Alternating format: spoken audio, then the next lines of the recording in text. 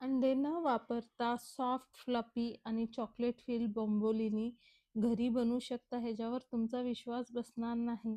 तर ही रेसिपी शेवटपर्यंत नक्की पहा. तर चला पाहूयात रेसिपीला. तर इथं मी घेतलेलं आहे 1/4 कप कोमट दूध घेतलेलं आहे.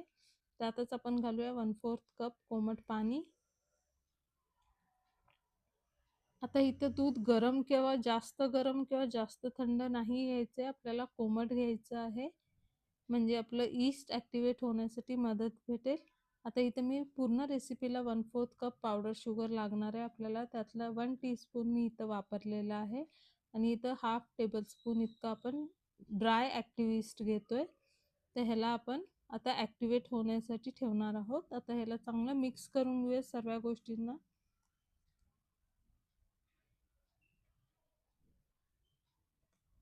आता सर्व गोष्टींना नीट मिक्स करून मग आपण ह्याला थोडा वेळसाठी 10 ते 15 मिनिटं आपण ह्याला ॲक्टिव्हेट होण्यासाठी साईडला ठेवून देऊयात.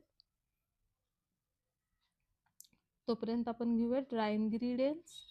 त्यामध्ये इथं आपण एक बाउल घेऊया, त्याच्यावर चाळण ठेवून आपल्याला सर्व गोष्टी चाळून घ्यायच्या आहेत. तर इथं मी 2 कप मैदा घेते. हे तुम्ही गव्हाच्या पिठानेही बनवू शकता, पण इतके छान सॉफ्ट आणि फ्लफी नाही बनणार. आणि जी उरलेली साखर होती, पावडर शुगर आपण घेतली होती, ती आपण इथं पूर्ण घालून घेणार आहोत. त्याबरोबरच हाफ टीस्पून इतकं मीठ घेणार आहोत आणि सर्व गोष्टींना छानपैकी चाळून घ्यायचं आहे आपल्याला. आणि इथं आता आपण वापरणार आहोत 1/4 कप इतकं दही घेणार आहे मी. आता हे सर्व गोष्टी आपण ज्या वापरल्यात त्या सगळ्या रूम टेम्परेचरवर आहे. दही रूम टेम्परेचरवर काढून ठेवलं होतं मी आधीच. थंड घ्यायचं नाही आहे आपल्याला. आता दह्याला चांगलं मैद्यामध्ये मिक्स करून घेऊयात आपण. आणि आता आपलं ईस्टही ॲक्टिव्हेट झालेलं आहे. हे पहा, आता त्याला आपण घालून घेऊया पूर्ण ईस्टला याच्यामध्ये आणि सर्व पिठाला एकत्र करून घेऊयात आपण. आता हे पाहताना खूप चिकट असतं स्टार्टिंगला हे पीठ, पण जसं-जसं आपण मळत जाऊ त्याला स्ट्रेच करून-करून ते हळू सॉफ्ट व्हायला लागतं, नॉनस्टिकी होतं आणि हाताला अजिबात चिटकत नाही. तर आता इथं आपल्याला 10 ते 12 मिनिटं आपल्याला या पिठाला स्ट्रेच करून-करून छानपैकी मळून घ्यायचं आहे. तोवर मळायचं आहे जोपर्यंत की हे पीठ नॉनस्टिकी होत नाही, तोपर्यंत आपल्याला ह्याला मळत राहायचं आहे. स्ट्रेच करून-करून. आता हे पहा सॉफ्ट झालेलं आहे, ग्लुटन फॉर्म झालेलं आहे. आता इथं आपण घालूया 1 टेबलस्पून बटर आणि बटरलाही त्यामध्ये छान इन्कॉर्पोरेट करून घेऊया, मिक्स करून घेऊया पूर्ण बटरला.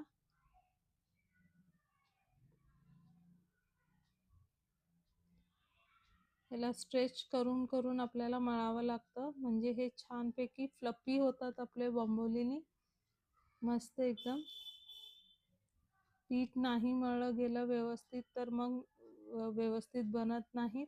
तर आता इथं राहिलेलं 1 टेबलस्पून बटर अजून मी घेते. टोटल 2 टेबलस्पून बटर आपल्याला इथं लागणार आहे. आता त्याला आपण घालून तोवर मिक्स करायचं जोपर्यंत बटर पूर्णपणे पिठामध्ये मिक्स होत नाही आणि आपल्या हाताला अजिबात लागणार नाही. तोपर्यंत आपल्याला मिक्स करायचं आहे बटरला व्यवस्थित ह्याच्यामध्ये. आता एक 2 ते 3 मिनिटात तुम्ही पाहाल की पीठ एकदम सॉफ्ट झालेलं आहे आणि अजिबात हाताला चिटकत नाहीये. हे पहा, पीठ एकदम सॉफ्ट झालेलं आहे. त्याला घट्ट गोळा करून घेऊयात.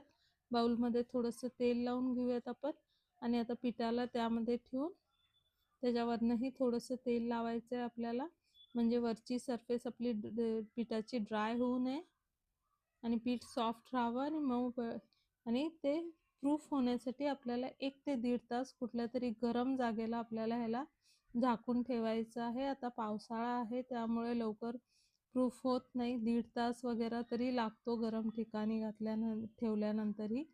तर आता बघा पंच करून त्यातलं एअर काढून घ्यायचं आहे. 1.5 तासानंतर मी काढलं होतं तर पीठ छान फुगलं होतं आपलं, डबल झालं होतं. आता ह्याला परत एकदा थोडं हलक्या हाताने मळून घ्यायचं आहे आणि एक गोळा बनवून घ्यायचा आहे ह्याचा. आणि हे जे मी 2 गोळे बनवलेत ह्याच्यात टोटल आपले 4 बोंबोलिनी होतात. तर इथं आपण एक पहिला घेतलेला आहे. ह्याचे 4 भाग करून घेऊयात आपण. 4 पोर्शनमध्ये डिवाइड करूयात. आता एक बॉल आपण चांगले व्यवस्थित टक करायचे आहेत आतल्या साईडला आणि छान गोल एकदम राऊंड असा बॉल बनवून घ्यायचा आहे याचा. आणि असे सगळे बॉल्स बनवून घ्यायचे आहेत आपल्याला. आतल्या साईडने व्यवस्थित टक करा, म्हणजे की तिथनं ओपन राहिलं तर मग आतनं एअर आत जाईल आणि नीट फुगणार नाही. आता सर्व आपण असे बनवून घेऊयात आणि एका ट्रेमध्ये ठेवूयात. थोडा वेळ रेस्ट करायला ठेवूयात 10 ते 15 मिनिटं, म्हणजे साईज अजून डबल होईल. आता 10 ते 15 मिनिटं मी ह्याला ठेवते आणि 10 ते 15 मिनिटानंतर मी तेल गरम केलेलं आहे. तेल इथं खूप गरम नाही आहे आणि खूप थंडही नाही आहे. मीडियम हीटमध्ये आपण त्याला मीडियम टू लो फ्लेमवरती आपल्याला बोंबोलिनीला फ्राय करायचं आहे.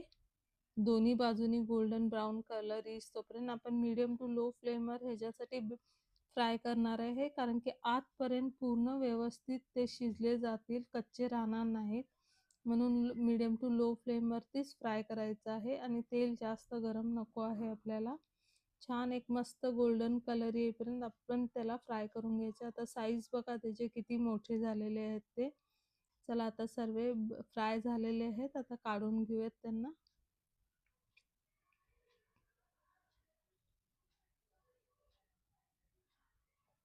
मस्त असा गोल्डन कलर आलेला आहे.